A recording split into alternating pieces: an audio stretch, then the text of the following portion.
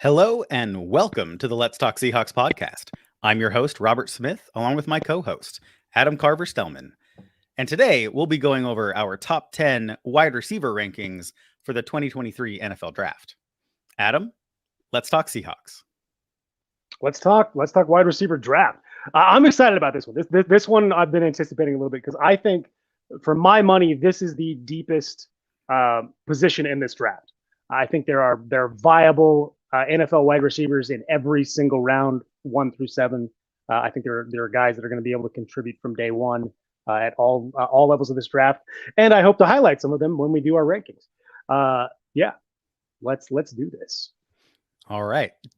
So the way we're going to do this is we are going to put this up here. All right. So really what we're going to do, Adam and I will both reveal our top 5. And then we're going to spotlight some mid-round players and some late-round players. This way, we have guys to look at throughout the entire draft process and not just on the first couple days. Because like Adam said, this is a pretty stacked class. And if we just went top 10, all those guys are going to be gone before the end of day 2. All right, so let's kick this off. Number 10, our late-round guys. I have Bryce Ford-Wheaton out of West Virginia. And Adam has Jake Bobo out of UCLA. Honestly, I'm just kind of intrigued by Bryce Ford-Wheaton.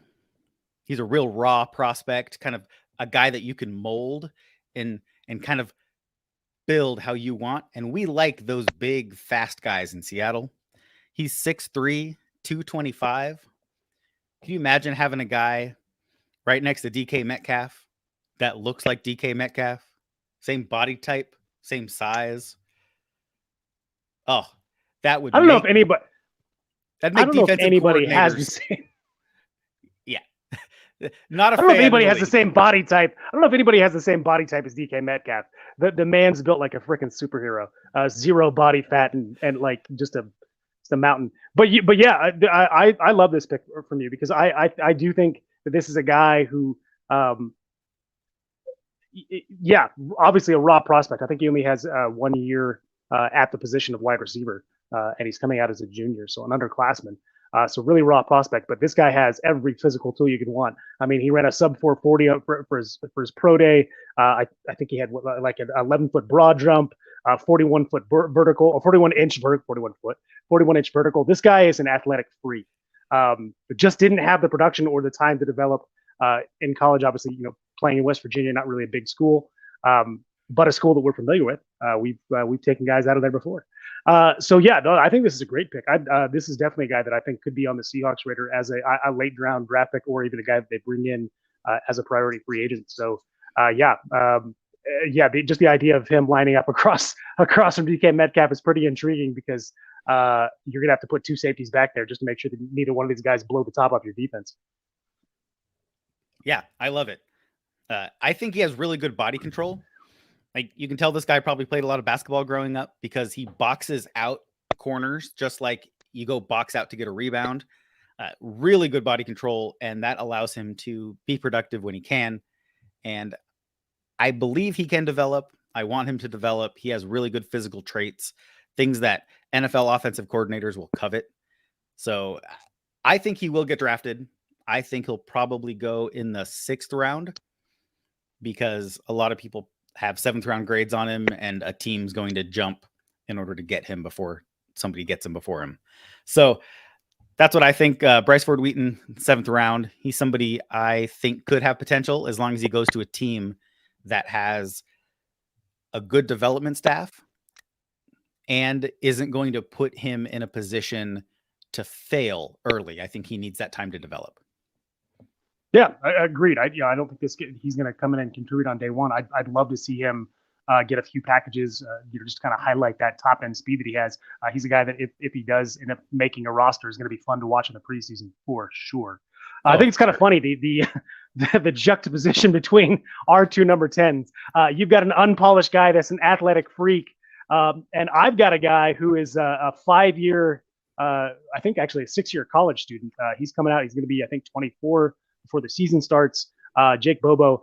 This is a guy who started his career at Duke. He played offense and defense, moved around, wasn't really highlighted at all. He transferred his final year of eligibility to UCLA and became the guy there. He was their go-to on third downs, move the sticks. He was in on every play. He ended the year with just over 800 yards, 5 touchdowns, 57 receptions. He is not a athletic freak like your guy.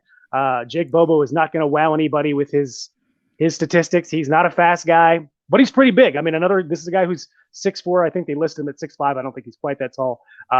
Definitely over 200 pounds, and he's got room to put on weight, which is the one thing I need to mention here. I kind of cheated a little bit when I was doing my rankings here, especially for the later and mid round guys. I was picking guys that I thought the Seahawks really would legitimately have an interest in. And I think that one of the reasons they might have an interest in Bobo is because this guy is a finished product. You know what you're getting from him coming out.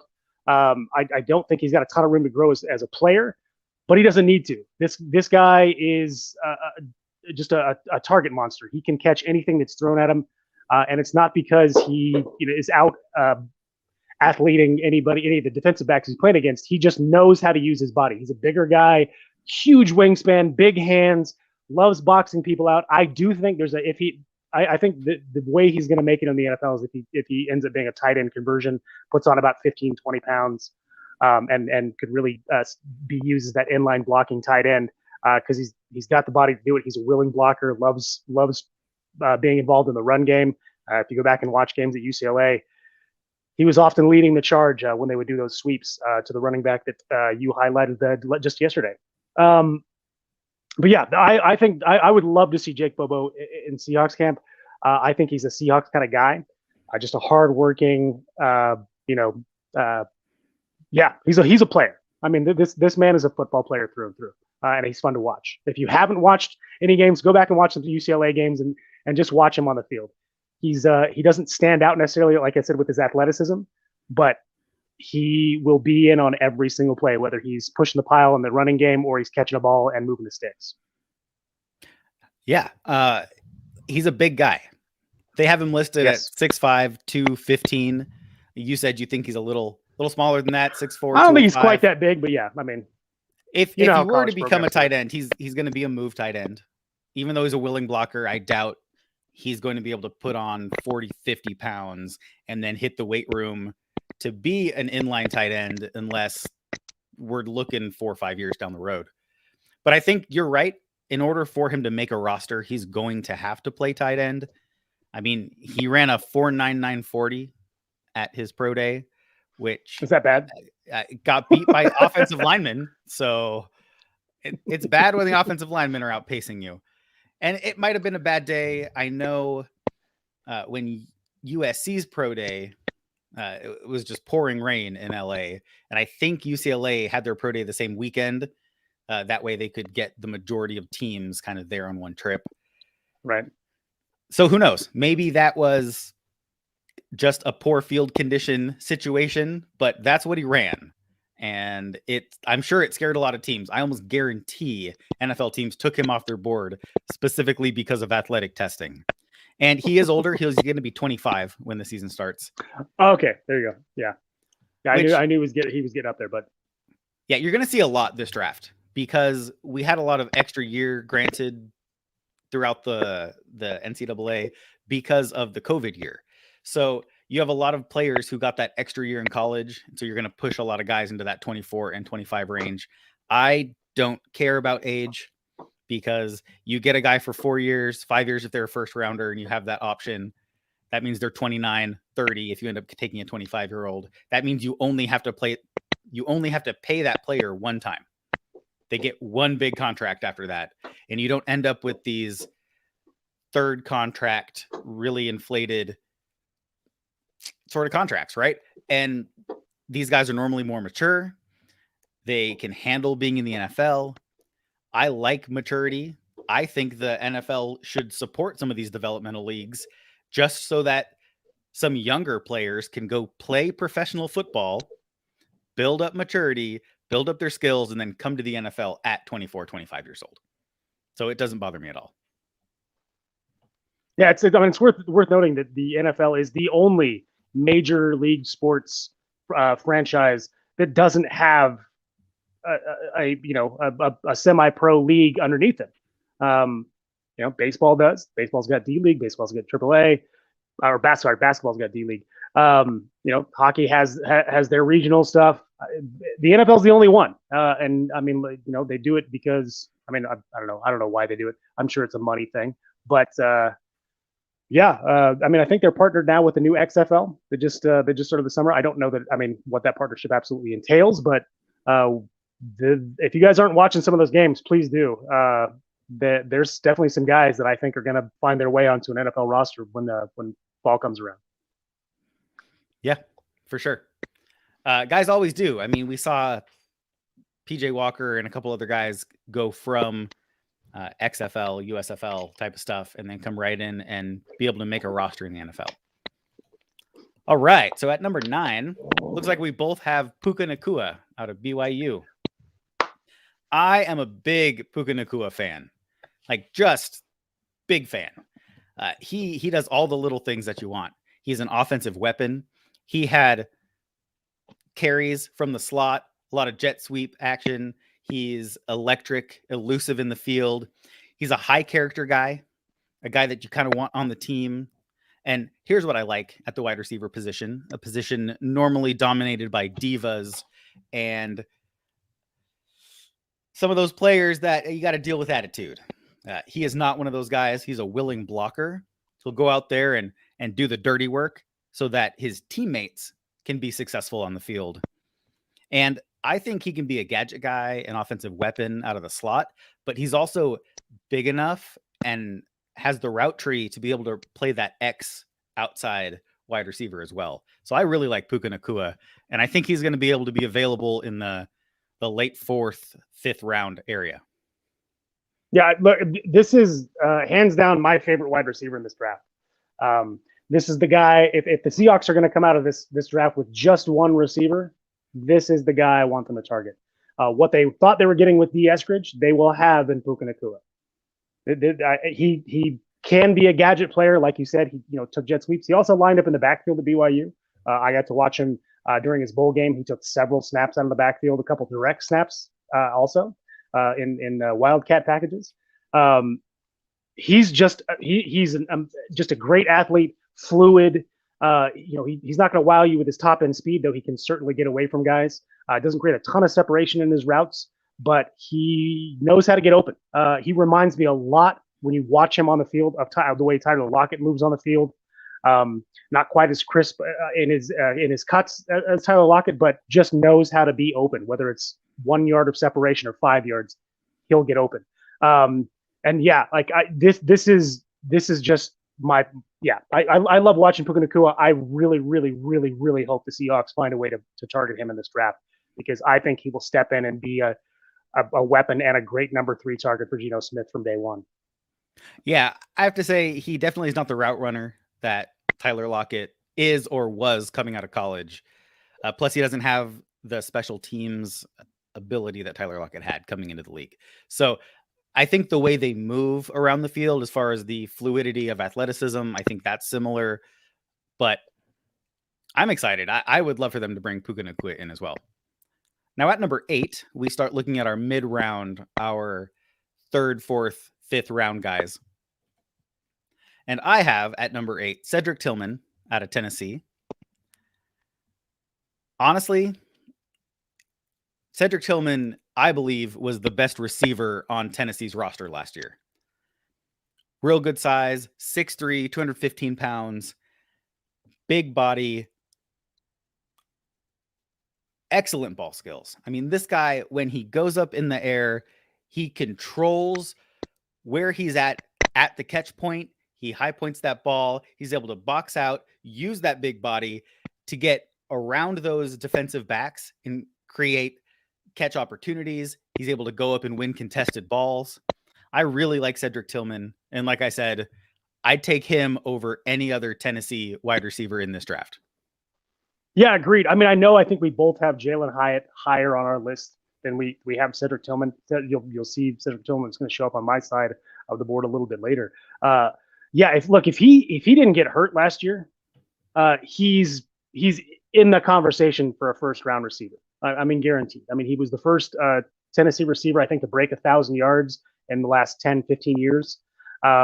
He owns the school record for most consecutive games with a touchdown. This guy is just a consummate professional receiver. I mean, he knows how to high point the ball. He knows how to use his body and his length to box out receivers. Can body them at the line of scrimmage, but can also just juke them out of their shoes. Again, if he doesn't get hurt this year, he's in the, like I said, he's in the conversation to be a first round receiver, I think. The fact that I think it kind of kills me is this far down on your list, because we're going to see him a little bit later on mine. But yeah, I love Cedric Tillman. This is definitely a guy that I'd love to see the Seahawks pick up if they want to go with a mid round receiver. Yeah, honestly, my 6, 7, 8 guys are all on the same plane. I really had a difficult time putting them in order. I like them all equally. It's kind of like what you say to your kids, right? I love all my kids equally. No, my 6, 7, 8, truly, I have them all graded out right around the same number. You have Jonathan Mingo out of Mississippi. I do have Jonathan Mingo. This man's a beast. Jonathan Mingo, I think, is the most physical receiver in this draft. And I think that's saying something, because there's some pretty physically gifted guys in this draft. He's not a DK Metcalf type athlete, but it's not like he's a slouch in that area either. I mean, I think his 40 time was in the mid 4.4s, but he had almost a 40-inch vertical leap. I think almost an 11-foot broad jump. He put up 22 repetitions on the bench press. This guy he's built differently. He honestly reminds me a lot of Terrell Owens as far as the physicality that he brings to the field. I don't know enough about him personally. I don't think he's that kind of a diva, so I don't think we're going to be in trouble there. But I would love to see this guy playing in the same room as DK Metcalf, because they will push each other. These guys will keep each other in the gym day and night. He's just a freak. Yeah. I wasn't as familiar with Jonathan Mingo. I recently went back and started watching some tape on him. And yeah, he uses that size. He uses that size well. Just like what I was talking about with Cedric Tillman, Jonathan Mingo does the same stuff. He has the strength to get off press coverage, and that's a big thing for me. You have to be able to work at all levels of being a wide receiver. That'll come up later on with some other players that we're going to talk about who might have some missteps in those areas.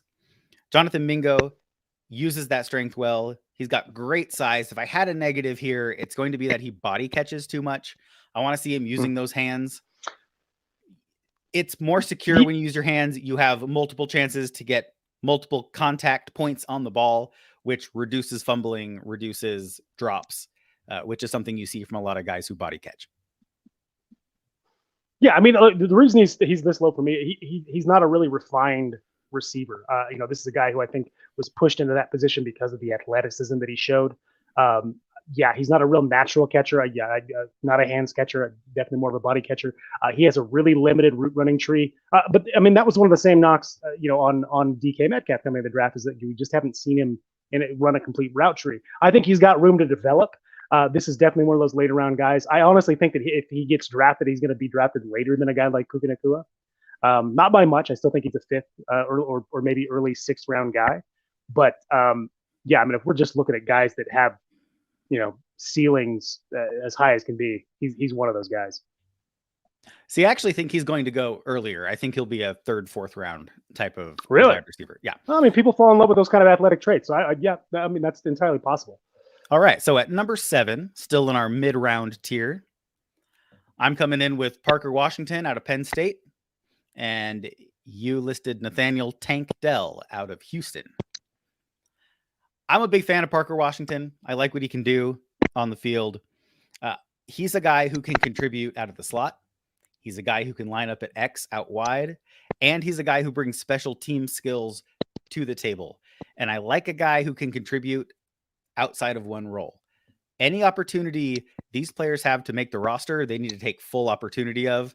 And special teams is high up on my list. I'm a big believer in special teams. And this is some place where I know that he can contribute. He has really strong hands. He goes up, he can pluck the ball out of the grasp of a defender. I mean, he fights off corners like any other physical guy out there. He's got amazing ball skills, great body position. I like the way he approaches the ball going up at the catch point. I like Parker Washington. Definitely needs a little more refinement in certain areas, but I think a good developmental coaching staff will be able to pull the most out of him at the NFL level. I'm excited to see what he can bring to the world of professional football.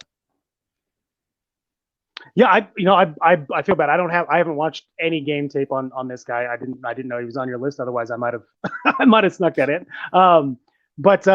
But yeah, I mean, he seems to be the kind of guy that the Seahawks like to kind of target late. A guy that has those skills to come in and contribute right away on special teams. Can be a gamer.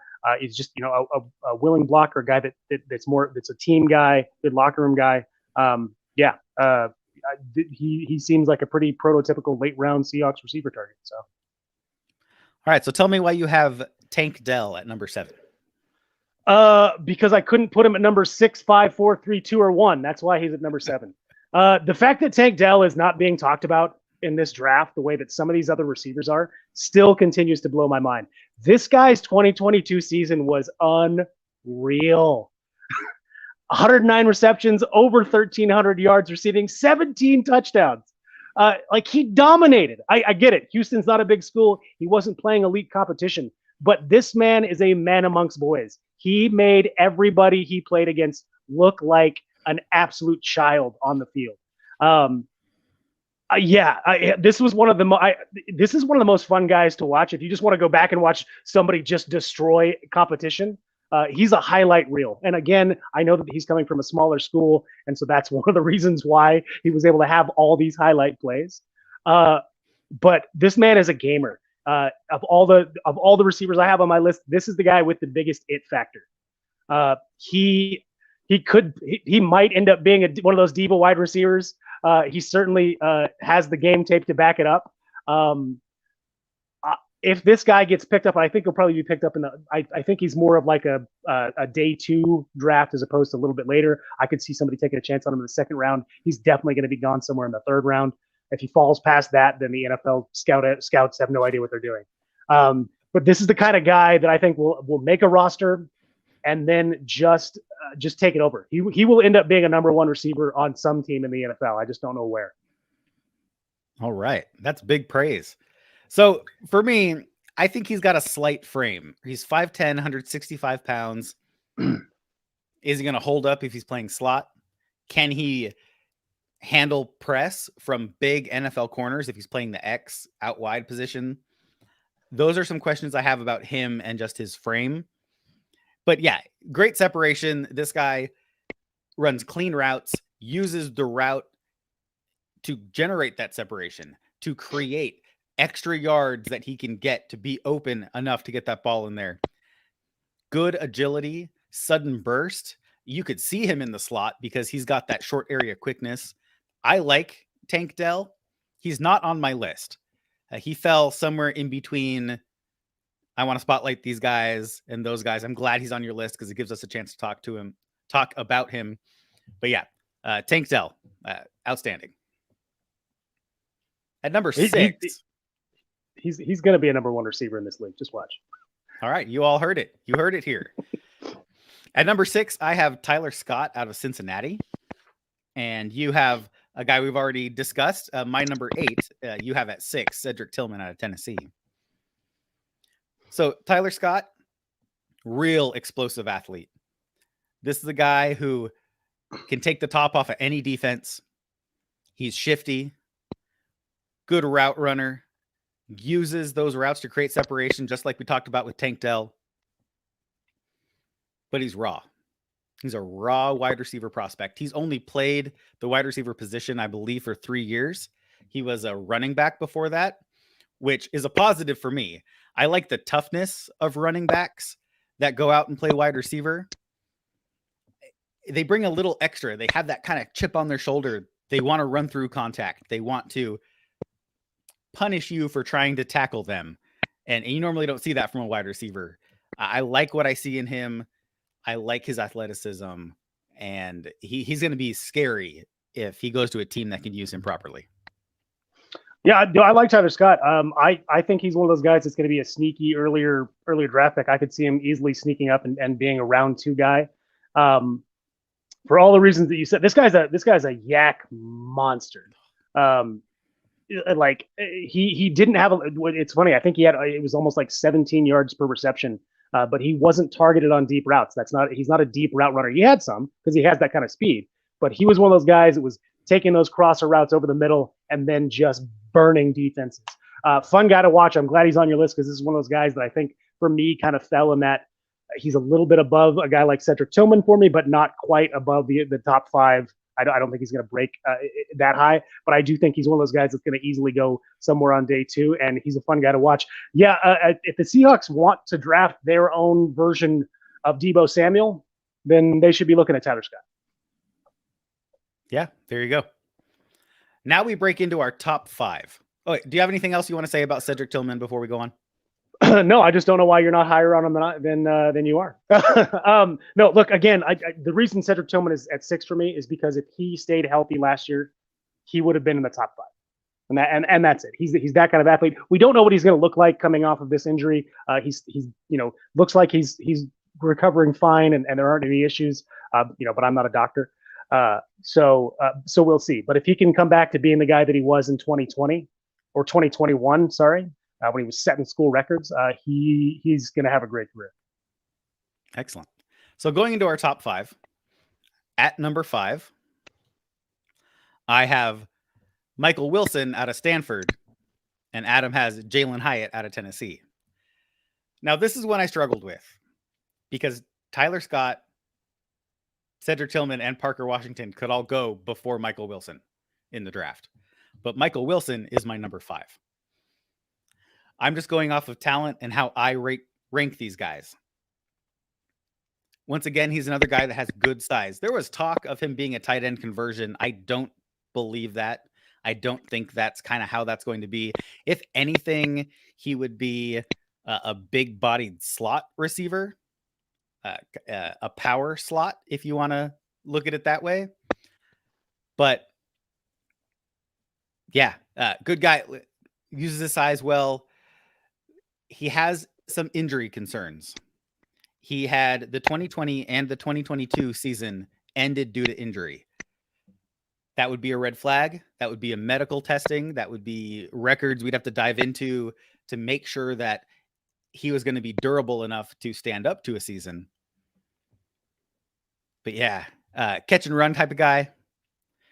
Good ball skills. I could see him, like I said, playing that big slot receiver type of role. Yeah, I think he's got a pretty clear path to being a number 2 receiver in this league if he can stay healthy. Yeah, he's another one of those guys that was able to put up pretty decent yards after the catch, and he's not one of those fast guys. It's the reason he was able to put up yards after the catch is because you can't tackle him. He'll just push you off, or he'll just keep his legs churning, and you'll eventually fall to the ground. Yeah, not one of those guys that. I didn't really. He's not the kind of receiver that I enjoy watching. He doesn't have a lot of like zip in his game or kind of pizzazz, but he gets the job done. And I think that's the best thing I can say for Michael Wilson is he can do what he's asked to do and move the sticks. And if he can stay healthy, then yeah, he's going to be a player somewhere. Exactly. So at number 5, you have Jalen Hyatt, the other Tennessee wide receiver. You have Tennessee wide receivers going back to back here in your list. Yeah, and like I said, if Cedric Tillman had remained healthy, this would be flipped. I don't have anything against Jalen Hyatt. I mean, he's a very exciting player to watch. I mean, he obviously lit up Tennessee, whoever played Tennessee on defense this last year. I think this is what a lot of people thought DK Metcalf was going to be when he came into the league. The guy that's just going to burn you on 9 routes and high point a touchdown in the end zone every single time, because that's what Jalen Hyatt does. To be completely honest, he is not. I would not rate him as a top 5 receiver in this draft, but he's a consensus top 5 receiver. The reason he's a consensus top 5 receiver is because the production he put up in college and the elite speed that he shows downfield. And that's it. That's why he's mentioned as a possible day one guy. There's not a lot of, and this is so weird to do, I know, because we're in the top 5 and I've got nothing but negatives for this guy mostly, which is harsh. But Jalen Hyatt he's not a really polished guy. He's a 9 route guy. That's what he is. And he does it really, really well. So if the Seahawks, this is a guy that's been mocked to the Seahawks ad nauseum. I don't really see it. But if the Seahawks do take him, great. That just means that this guy, now DK Metcalf can big body the middle of the field. Tyler Lockett can move the sticks. And anytime we just want to throw up a Hail Mary, Jalen Hyatt's going to be there to catch it. Because that's all he does. He does it really well, though. I mean, he was almost 19 yards per reception. He put up 1,200 plus yards, 15 touchdowns. So he has production, but he does one thing and he does it really well. Yeah. I mean, listen, this guy was the 2022 Biletnikoff Award winner, given to the top wide receiver, at least production-wise, because he's not the top wide receiver in the country. He is a vertical threat, just like you said. He has great athleticism, but he was schemed open more often than not.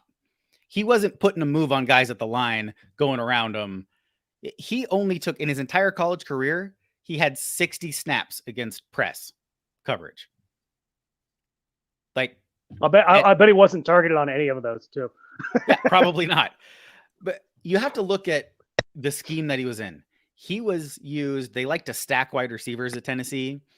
So, for instance, they'd have Cedric Tillman up on the line of scrimmage because he's big and knows how to handle press. And then they'd have Jalen Hyatt 2 yards behind him, which gave him a free release. He just had to read the corners and be like, oh, I'm going to take inside release on this one because that corner's cheating to the outside. Or he'd take a lot of screens. He'd have a lot of lineups where he was the wide receiver who was off the line of scrimmage. Not necessarily stacked, though they were in stack a lot at Tennessee. But he would line up off the line of scrimmage. He didn't have to deal with the type of coverage he's going to have to deal with in the NFL. It's going to be a wake-up sort of moment for Jalen Hyatt when he gets to the NFL. Yeah, no, I completely agree. I do think he has a chance to be a red zone kind of monster, and I think he'll put up some decent touchdowns his rookie year. But yeah, he's gonna. I can't wait to see this guy's welcome to the NFL moment. Nothing against Jalen Hyatt, but yeah. And they might work that all out in camp, right? Depending on the team that he goes to. Hopefully, it's not Seattle, but that's my preference. I just don't see him as a scheme fit. This is not the guy. We don't need this guy. I think if Russell Wilson was still the cornerback, maybe they'd think about Jalen Hyatt because Russell Wilson's favorite thing to do was throw a ball deep down the sideline.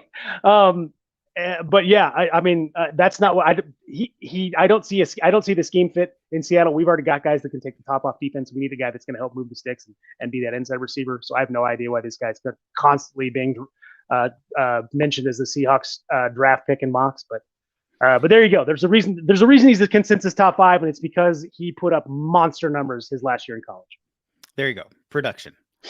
All right. So moving on to number 4, I have Josh Downs out of University of North Carolina, and you have Jordan Addison out of USC.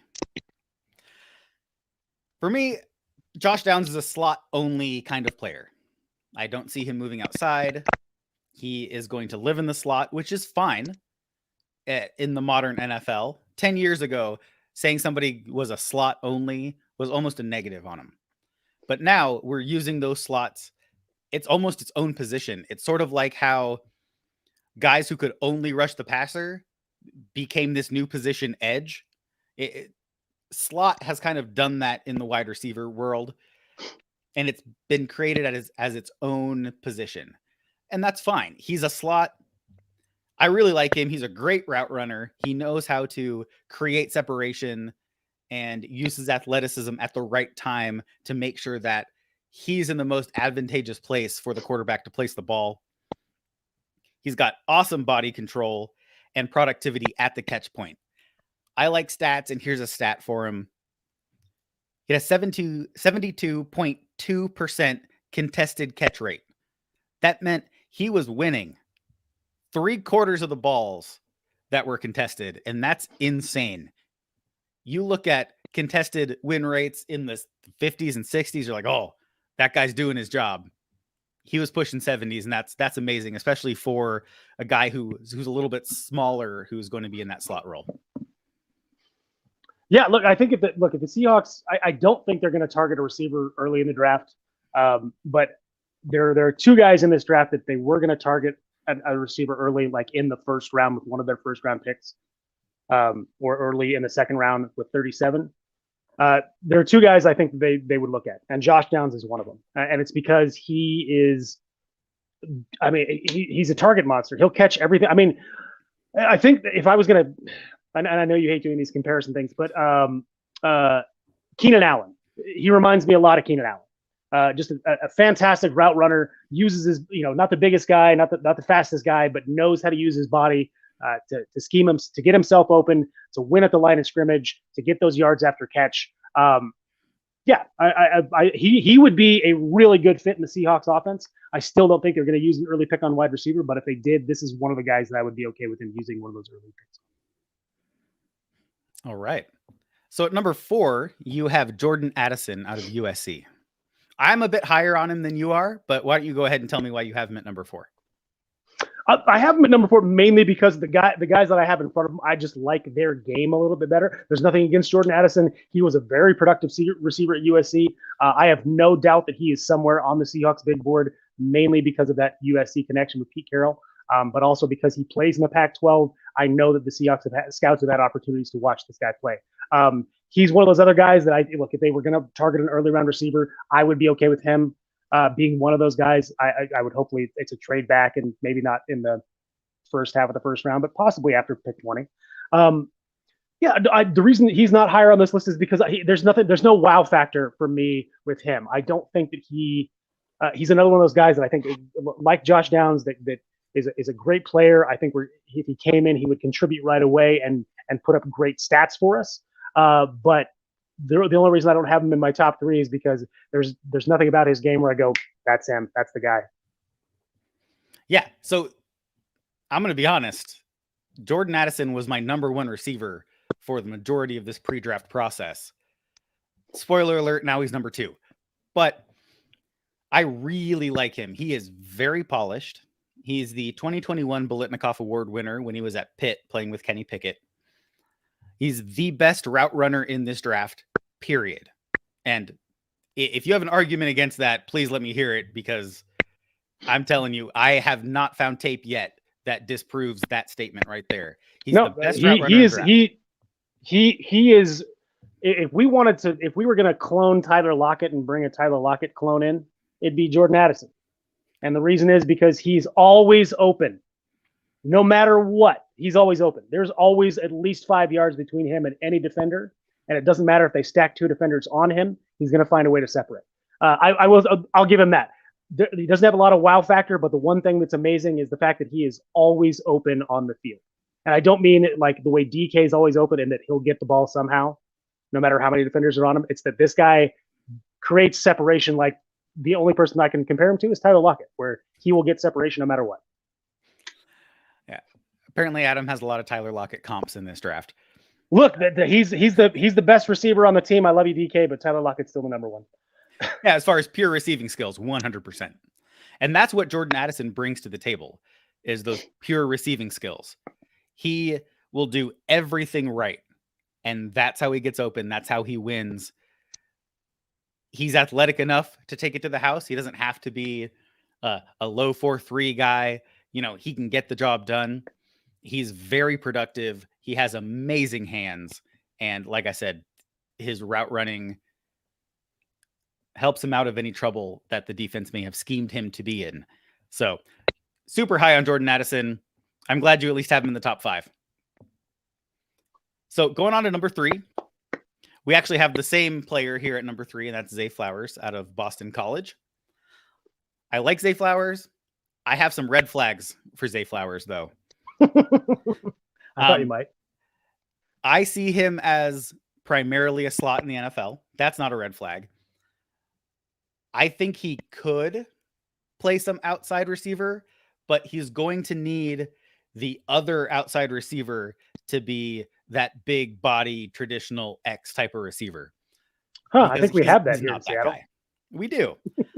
He is great in space. He's electric.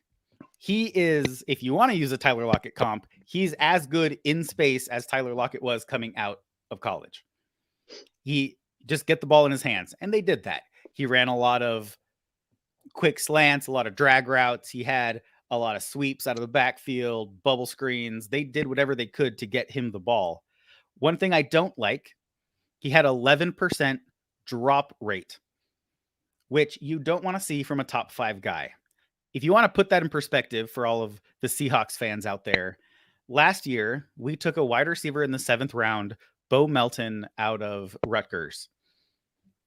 Really productive, good tools, but the main negative on him was that he had a tendency to drop passes. And if you look at Bo Melton's drop rate, it was 9.4%. So now we're looking at a guy at the top of the wide receiver class whose drop rate is higher than that. It's 11%. So that's something he needs to clean up. That should be his number 1 priority, working with coaches and getting those skill sets worked on. He needs to clean up those drops. Yeah, look, if you were going to create the perfect slot receiver, it'd be a combination of Jordan Addison and Jay Flowers, or Zay Flowers. I said Jay, because yeah, you already said it. This guy's electric, and we already talked about how Jalen Hyatt was kind of schemed into spaces going in, and they did that a little bit with Zay Flowers, but he is also able to create his own space. This is a guy that can reverse field on a dime. He can juke defenders out of their shoes. He can also stiff arm you. I mean, he knows how to use his body to get defenders off of him. But yeah, this is the reason he's number 3 for me is because he was just a lot of fun to scout. Yeah. And yeah, I mean, he's just fun to watch. Just a lot of fun to watch. All right. Coming in at number 2 on our list, I have Jordan Addison out of USC, which we just talked about earlier. And you have Quentin Johnston out of TCU. So why do you have Quentin Johnston as your number 2? But I think the reason I have him this high is because I think he is the prototypical size speed guy that you want as your X receiver in the NFL. I know we'll talk negatives, and there are a ton of negatives on Quentin Johnston. But what he does well, he does better than anybody else in the game coming out of college right now. And that is a one-cut, take it to the house guy.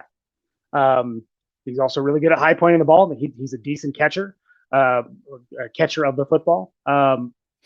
Yeah, I think that this guy, he's got a lot of upside. I think he's got a pretty high floor, but he's also got a really high ceiling, and that's why he's at number 2 for me. I know you didn't put him on the list because I know you have some knocks that we'll get into in just a sec. But yeah, the reason I have him so high, and the reason he's high on most draft, Knicks boards is because he does what he does better than anybody else coming out of college. Yeah, no, I agree. He does what he does better than anybody else, and that's drop the football. I knew you were gonna go there. All right, I wasn't gonna start with this because I was gonna open up with some good stuff, but since I said it, he had 8 drops out of 68 chances. That translates to an 11.8% drop rate. So all those negatives that we just talked about for Zay Flowers, Quentin Johnston has more of them. And that's something you can't have from your top wide receivers need to have natural glue on their hands. Like, I'm talking Spider-Man hands. Anything that gets there sticks, and I don't. I want to see what happens when he gets into an offense where somebody knows how to throw the football as pretty as Geno Smith. Yeah, so, I mean, he's a true X receiver, which is kind of why he is rated as high, because this is a very slot heavy draft class, right? But if you look at his grades, and I'm not. Pro Football Focus grades players, and they go through and they have all these different metrics, and I'm not saying that they're always right, but they at least provide a baseline that we can look at when we're comparing players, because it's the same grading metric for everybody, whether or not you agree with those grades. And if you look, he was average against average teams. In fact, the only 2 games that he had this last season that were even in the pretty good to good game category were against Kansas and Oklahoma State. And I'm pretty sure both of those teams did not have stellar seasons. So that's correct. You have to look at what he's doing, right? He is an explosive athlete. He can jump out of the gym. He's fast. He's big. People are enamored with size. But what they aren't putting into this equation is that he body catches any ball that's relatively close to him, which translates into those drops. He's like 6'4" or something. I don't have his measurements in front of me. Yeah, he's like 6'4", about 210 pounds. Yeah. Yeah. But he plays like someone who's 5'10" because he doesn't use his catch radius. He everything is close to him. And yeah, sure, he's fast and he can get by guys. He's strong at the line of scrimmage. He can get off press, right? He has good moves, good elusiveness in the field, but he lacks skills in areas that are critical to wide receivers. I look at him and I see a carpenter who doesn't know how to use a tape measure. Like, you might have good skills, but you don't have the crucial skills to get it done. Oh, that's funny. That's good. Look, I don't disagree with anything that you're saying. But the reason that he's on my board, and I think the reason he's on most people's boards, is the same reason why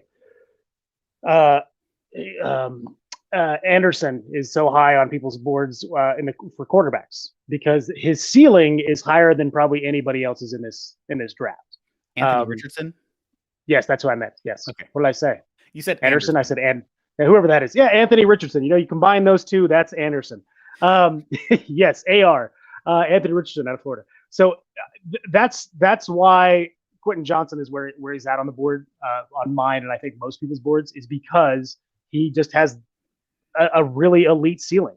If he can put it all together, he's going to be an amazing NFL player. He's got to put it all together. I think he's going to need to be in an offense where he gets on the same page as his quarterback right away, and gets a lot of easy catch balls. But he's gonna make it. He's the boomer bust prospect in this list. He's either going to be super stellar or he's going to get somebody fired. Who's the I mean, look, it's the truth. Yep. There was a receiver that the Chicago Bears took. I think it was 2, 3, 4 years ago. I think his last name was White. That was many years ago, but yeah. Yes. Yeah. That's who Quentin Johnson is. And no, it didn't work out really well for the Bears in that case. And I think that might be what happens here, but it's also possible that he becomes the best receiver of this draft class. All right. So you're going boomer bust. We'll see. Absolutely. I mean, you can't teach speed. You can't teach size. So it's very difficult to do. Yes. So number 1 on the list, you may have deduced this, but it is Jackson Smith Ninjigba out of Ohio State. Lots of praise coming out for this guy. Lots of former teammates coming back saying he's a great athlete, great teammate, better skills than them. I think they're kind of puffing up their buddy a little bit, but he definitely has some great skills. Great short area agility. I'm going to say elite short area agility. He had a 3.93 short shuttle, 6.573 cone. I mean, this guy can get in and out of breaks. He sinks those hips and he's gone before you realize that he was starting a cut. I like the way that he moves in the field. He will be an immediate impact to whatever team brings him in at the slot position. He's another guy I think is a slot, mostly slot only. We'll see how they scheme things for him. But yeah, his route running is amazing. His hands are sticky, right? He's got those Spider-Man hands that you want to see in a wide receiver. And his ball skills are fantastic. Football IQ off the charts. I was actually watching video of him. When plays break down, he knows exactly where to go to help the quarterback out. Exactly where he goes to get away from the defense in order to be where he needs to be. Those skills are immediately transferable to the NFL. And he immediately will make a team better as soon as they draft him. Yeah, the reason he's number one for me, all the things that you said, he's just the most polished receiver in this class. He might be the most polished receiver to come out at a draft in the last 5 years. He does everything you could ask for a receiver, and he does it really, really well. He's not elite, I guess, in any category except for maybe route running, and he might be elite there, and not only elite, but absolutely elite.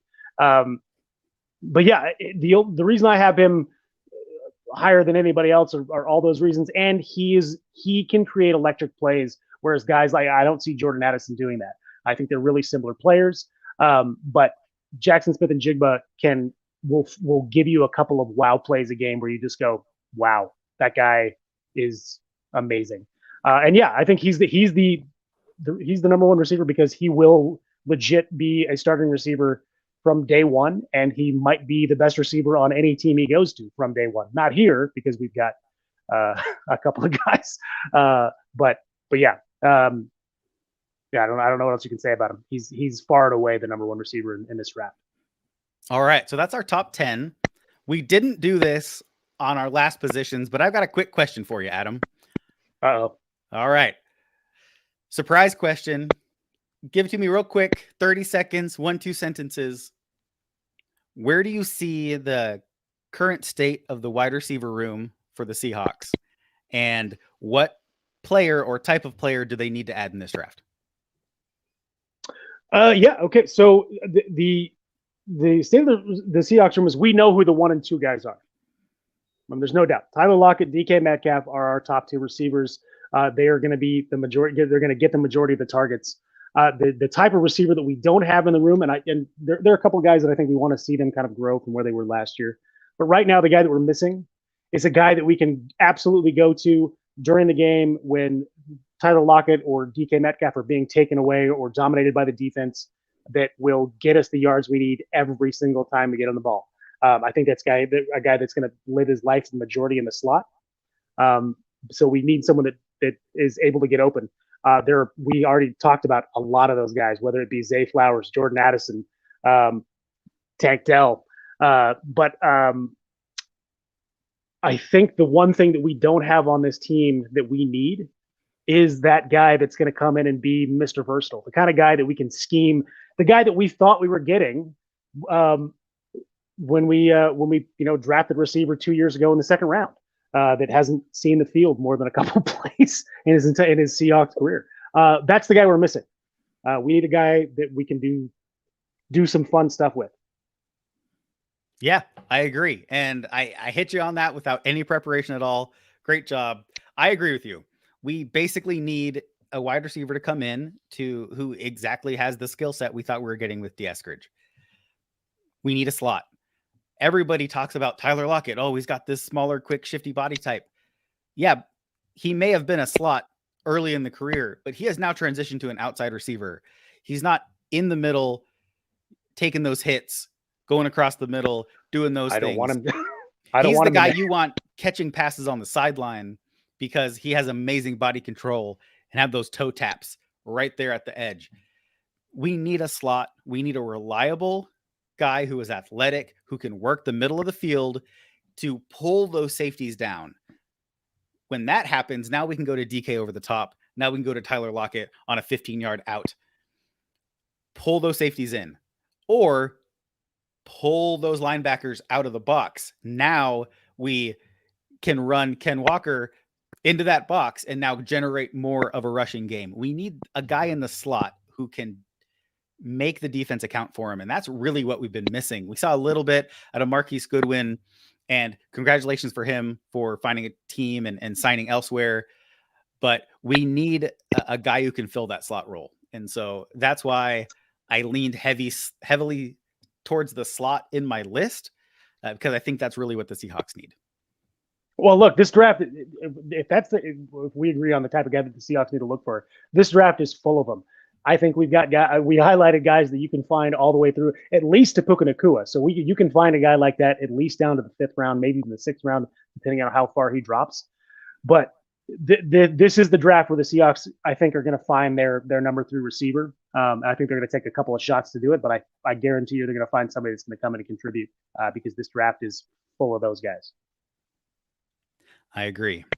Well, this has been the Let's Talk Seahawks podcast, top 10 wide receiver prospects for the 2023 NFL Draft.